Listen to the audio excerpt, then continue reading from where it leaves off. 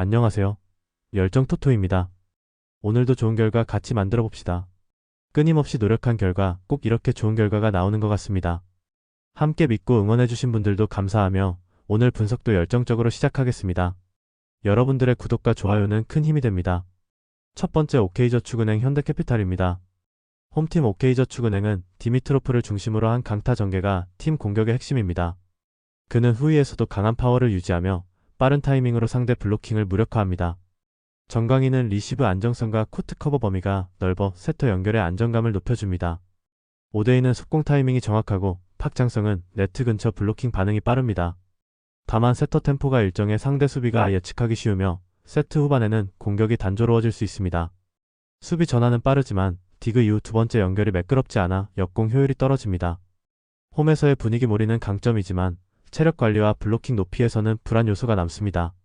원정팀 현대캐피탈은 세터와 공격수 간 템포 조율이 정교하게 맞아떨어지는 팀입니다. 레이바는 강타뿐 아니라 볼 회전각을 조정해 상대 블로킹 타이밍을 흔들어 놓습니다. 바야르사이아는 좌우 스윙 타이밍이 빠르고 허수봉은 백어택 타이밍이 날카로워 수비 간격을 벌립니다.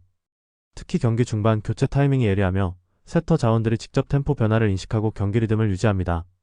황승빈은 경기 흐름을 읽는 감각이 뛰어나며 블로킹 이후 리턴 패스 각도를 다양하게 가져갑니다. 후위 수비 안정성과 세트 템포 전환 능력이 뛰어나 전체적인 조직 완성도가 높습니다.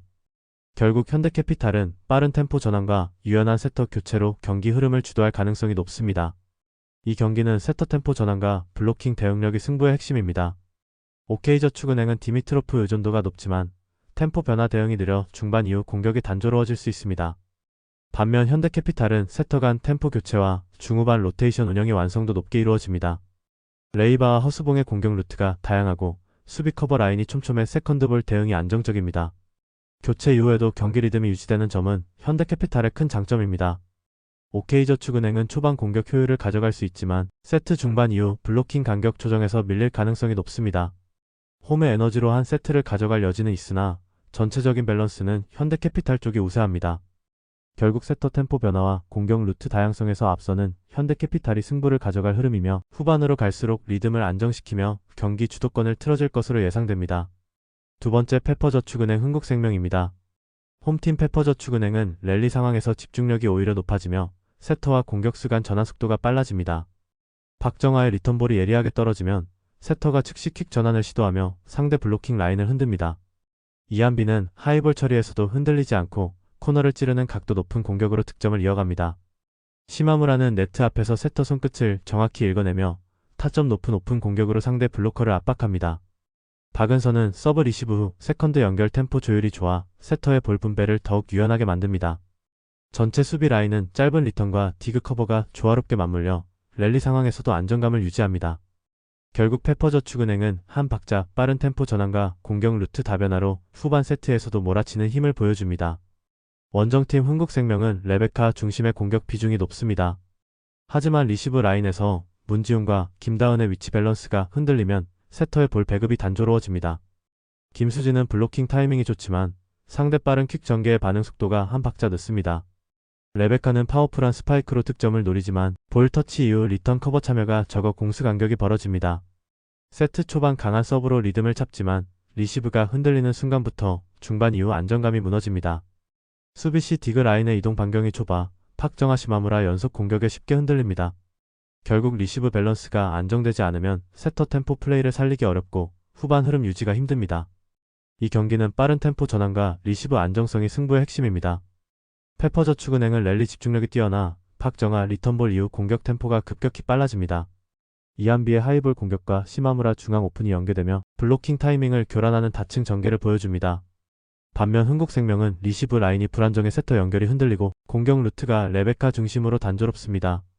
페퍼저축은행은 한 박자 빠른 세트 전환으로 상대 수비 간격을 흔들며 후반 체력 우위를 바탕으로 몰아붙입니다. 초반 서브 득점으로 흥국생명이 분위기를 가져갈 수는 있으나 지속적인 랠리에서는 조직력 차이가 분명합니다. 세컨드 볼 처리와 커버 라인이 안정적이어서 긴 랠리 상황에서도 리듬을 잃지 않습니다. 세터의 템포 조절이 완벽히 맞아떨어지면 시마무라의 중앙 공격과 박정아의 외곽 마무리가 동시에 폭발할 것입니다. 결국 집중력, 리듬, 전환 속도에서 앞서는 페퍼저축은행이 홈에서 경기 주도권을 틀어질 가능성이 높습니다. 세 번째 고양소노 가스공사입니다. 홈팀 고양소노는 포지션 간 스위칭 플레이를 통한 공간 창출이 돋보입니다. 이정현 선수는 일선에서 볼 운반과 템포 조절을 동시에 담당하며 하이포스트 진입 타이밍을 세밀하게 조율합니다. 캔바오 선수는 미드레인지와 페인트 존 사이 45도 각도에서 포켓 공간을 찾아내며 오프볼 움직임으로 상대 수비를 흔듭니다. 네이던 나이트 선수는 피지컬을 활용한 골 및 장악력으로 세컨 찬스 득점의 비중을 높입니다. 특히 백코트와 프런트코트 간 스위칭이 유기적으로 이루어져 후려한 미드레인지 찬스가 자주 발생합니다. 공격 템포가 단조롭지 않고 전환 속공 이후 하프코트에서도 조직적인 마무리가 이루어집니다. 또한 세컨드 유닛의 볼순환이 매끄러워 벤치 멤버가 투입되어도 공격 흐름이 끊기지 않습니다. 결국 이 팀은 자신들이 설계한 포켓 공간을 차근차근 공략하며 효율적인 공격 루틴을 완성하고 있습니다. 원정팀 가스공사는 라거나 선수의 존재감이 여전히 큽니다. 페인트 존에서의 피지컬 싸움뿐 아니라 세컨드 리바운드 장악력으로 공격을 재생산합니다. 벨랑겔 선수는 코트 비전을 활용해 코너 스팟 슈터들에게 찬스를 만들어주며 하프코트 세트 플레이의 중심 역할을 합니다. 정성우 선수는 빠른 볼 핸들링과 돌파 타이밍으로 상대 수비를 끌어내고 하이포스트로의 패스 루트를 열어줍니다. 하지만 최근 외곽 성공률이 떨어지고 수비 전환 시 커뮤니케이션이 느려지는 문제가 있습니다. 특히 3쿼터 이후 수비 집중력이 떨어지면서 세컨 찬스 실점이 잦아지는 패턴이 반복되고 있습니다. 라거나 중심의 인사이드 공격 루트는 강하지만 외곽 지원이 동반되지 않으면 득점 효율이 떨어집니다. 결국 후반 클러치 구간에서는 안정적인 득점 루트 확보가 어려울 수 있습니다. 이번 경기는 하이포스트 밸런스와 세컨 찬스 싸움이 핵심 포인트가 될 전망입니다. 고양소노는 백코트 마이너스 프런트코트 간 스위칭으로 만들어낸 포켓 공간에서 미드레인지 찬스를 꾸준히 생산합니다. 이정현 선수의 볼 배급, 캔바오 선수의 45도 각도 슈팅, 나이트 선수의 골밑 장악이 완벽한 3단 구조를 이루고 있습니다. 반면 가스공사는 라거나 선수의 리바운드 장악력은 강하지만 외곽 라인의 슈팅 효율이 불안정합니다. 특히 수비 전환 속도에서 밀리면 고양소노의 트랜지션 공격의 연속 실점을 허용할 위험이 있습니다. 따라서 고양소노는 템포 조절과 스페이싱을 통해 경기 전체를 자신들의 리듬으로 끌고 갈 것으로 예상됩니다. 세컨드 유닛의 활약이 이어진다면 경기 후반까지 공격 흐름을 유지할 가능성도 높습니다. 가스공사는 인사이드에서 버틸 수 있으나 외곽 지원이 부족하면 점수차를 좁히기 어렵습니다. 결국 리바운드 이후 전개 속도와 포켓 스페이싱 완성도에서 고양소노가 한 발 앞설 것으로 보입니다.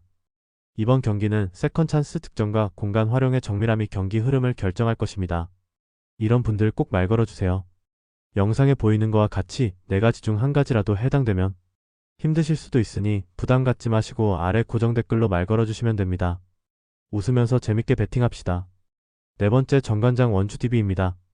홈팀 안양 정관장은 변준영 선수의 빠른 전개와 렌즈 아반도 선수의 활발한 움직임을 바탕으로 공격 템포를 끌어올리는 팀입니다. 변준영 선수는 코트 전반을 넓게 활용하며 빠른 패스로 전환을 유도하고 속공 상황에서도 높은 결정력을 보여줍니다. 렌즈 아반도 선수는 수비 전환 속도가 빠르며 외곽에서의 컷인 타이밍이 정교합니다.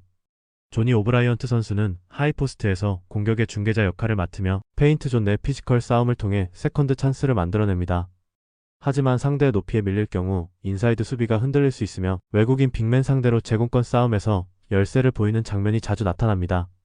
수비 로테이션이 완벽히 맞물리지 않으면 외곽 수비가 느슨해지는 단점도 드러납니다. 결국 안양 정관장은 빠른 공격 템포로 균형을 잡아야 하지만 골밑 대결에서는 부담이 클 수밖에 없습니다. 원주DB는 에산 무스타파 선수를 전술의 중심축으로 두고 포스트업 패턴 플레이를 주도합니다. 무스타파 선수는 강한 피지컬과 밸런스를 바탕으로 박스 안에서 공간을 지배하며 1대1 매치업에서 상대 수비를 압도합니다. 그가 볼을 잡는 순간 코트 양쪽 윙에서 알바노 선수와 김보배 선수가 동시에 컷인을 시도해 수비를 분산시킵니다. 이선 알바노 선수는 하프코트 세트 플레이에서 리듬을 정확히 조율하며 경기 템포를 한 단계 끌어올립니다. 또한 원주DB는 공격 리바운드뿐 아니라 디펜스 리바운드 장악력에서도 리그 상위권을 자랑합니다. 이 팀의 가장 큰 강점은 세컨드 찬스를 통해 꾸준히 득점을 이어가는 안정적 흐름입니다. 특히 수비 전환 시 스위치가 빠르고 포스트 수비 이후 로테이션 복귀도 빠릅니다. 결국 포스트업과 리바운드 싸움 모두에서 원주DB가 안양 정관장을 압도할 가능성이 높습니다. 이번 경기는 골밑과 리바운드 싸움에서 사실상 승패가 갈릴 흐름입니다. 안양 정관장은 변준영 선수와 렌즈 아반도 선수의 트랜지션 공격으로 활로를 모색하겠지만 인사이드에서의 약점을 완전히 극복하기는 어렵습니다. 반면 원주 DB는 에산 무스타파 선수의 포스트업 중심 패턴 플레이로 리듬을 잡을 가능성이 높습니다. 무스타파 선수는 단순한 득점원이 아니라 팀 전체 공격의 기점 역할을 수행합니다. 특히 알바노 선수의 하프코트 템포 조율과 김보배 선수의 오프 더블 움직임이 결합되면 공격 루트가 더욱 다양해집니다. 또한 리바운드 장악력에서 원주 DB가 뚜렷한 우위를 보이며 세컨드 찬스 득점까지 연결될 확률이 높습니다. 결국 인사이드 중심 전술 완성도와 수비 밸런스에서 앞서는 원주 DB가 경기 흐름을 주도할 것으로 보입니다.